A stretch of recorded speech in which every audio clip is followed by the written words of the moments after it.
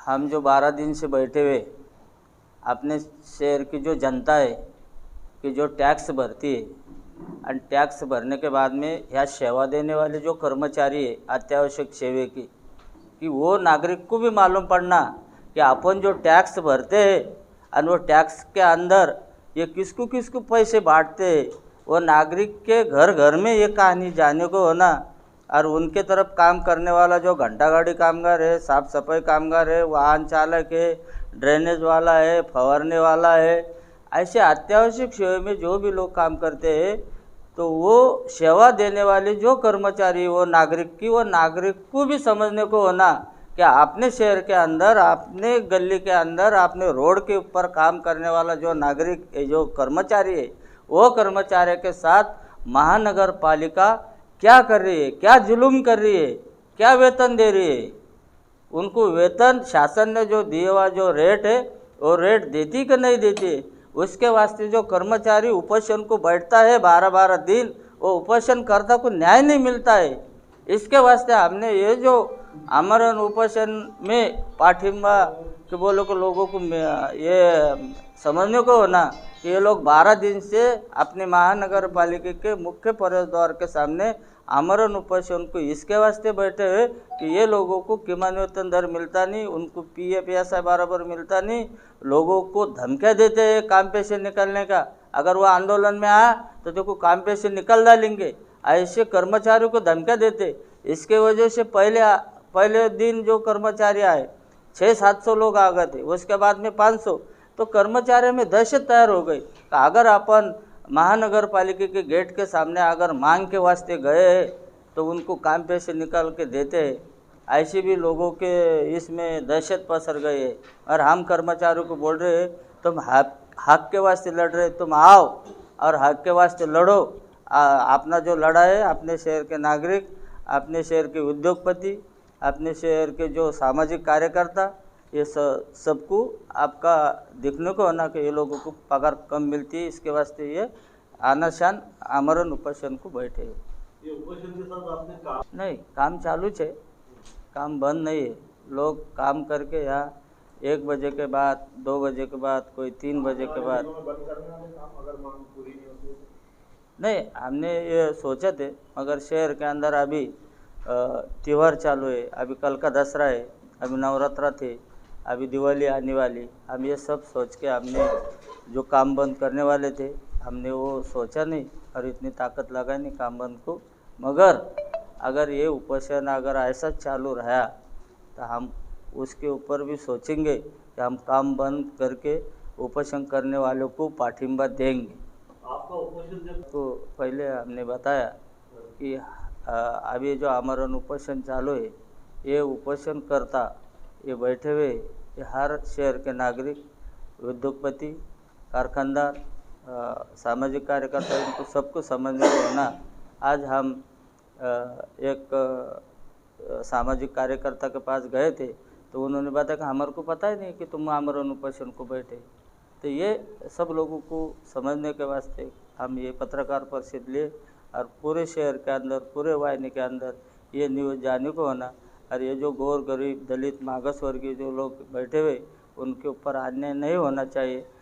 और इसके वास्ते आपने भी हमारे को सहकार्य करो और जो गरीब कर्मचारी है इनको न्याय मिलना चाहिए। अपने वर्तमान पत्र में, अपने वाहिनी में अगर हमारा आवाज़ उठाया, कर्मचारियों के वास्ते अगर तुमने उनका आवाज़ उठाया तो उनको न्याय मिलेगा। ऐसी हमारी कितनी पेमेंट है वर्करों को? और ये जो रेड्डी कंपनी के तरफ काम करने वाले जो वर्कर है उनको किसको 9,000, किसको 10,000 काटा कोटा के देते।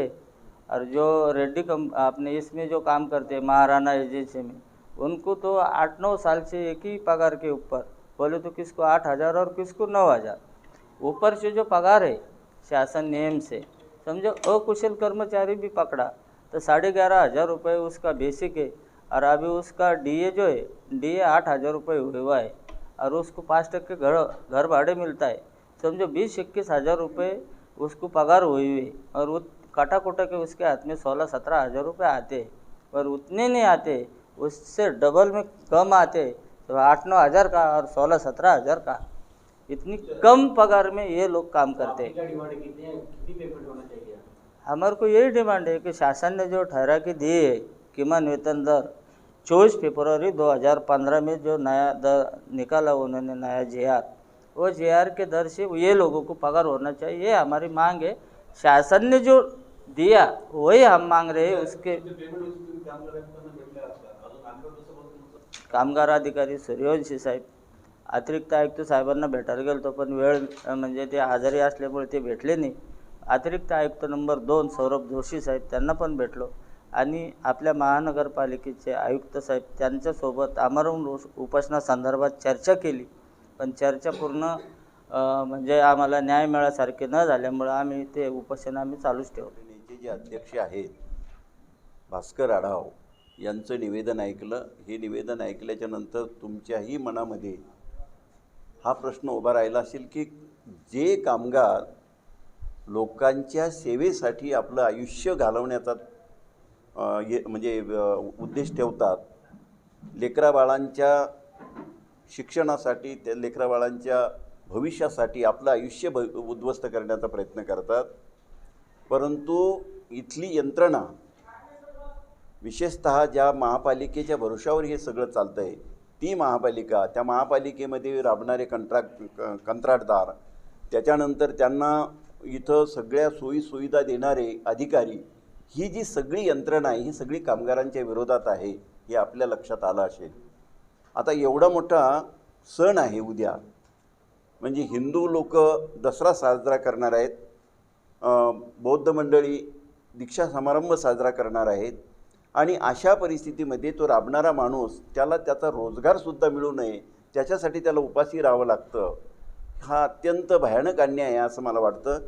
आणि म्हणून भारतीय दलित पॅंथरच्या वतीनं मी महाराष्ट्र प्रदेशचा अध्यक्ष म्हणून ॲडव्होकेट रमेशभाई खंडागळे माझं नाव आहे, आम्ही पूर्ण ताकदीनं ह्या कामगार एकता संघटनेबरोबर आहोत। उद्या जर समजा काही करता काही झालं त्या कर्मचाऱ्यांचं, जे 2 लोक 12 दिवसापासून उपोषणाला बसले आहेत, यांच्या सांगण्याप्रमाणे एकाला अटॅकसुद्धा आला होता, तरीसुद्धा दवाखान्यातून ट्रीटमेंट घेऊन तो तिथं बसला आहे। अशा परिस्थितीमध्ये जर त्यांचं काही करता काही झालं तर आम्ही महानगरपालिका आयुक्त आणि त्याच्यानंतर त्यांचे सहकारी आणि कामगारांचे आपले ठेकेदार हे जे आहेत यांच्या विरोधात मनुष्यवधाचे गुन्हे दाखल करायला मागे पुढे पाहणार नाही, हे त्यांनी लक्षात ठेवावं आणि ताबडतोब आजच्या आज निर्णय घ्यावा की यांची विल्हेवाट, यांच्या मागण्याची संबंधात काय निर्णय घेणार आहोत। आम्ही सगळ्यांना बोलणार आहोत, पालकमंत्री, इथले आमदार, खासदार, ह्या सगळ्यांना आम्ही निवेदनं देणार आहोत आणि काहींशी आमची चर्चा झाली आहे आणि भारतीय दलित पॅंथर पूर्ण ताकदीनं ह्या संघटनेच्या पाठीशी आहे।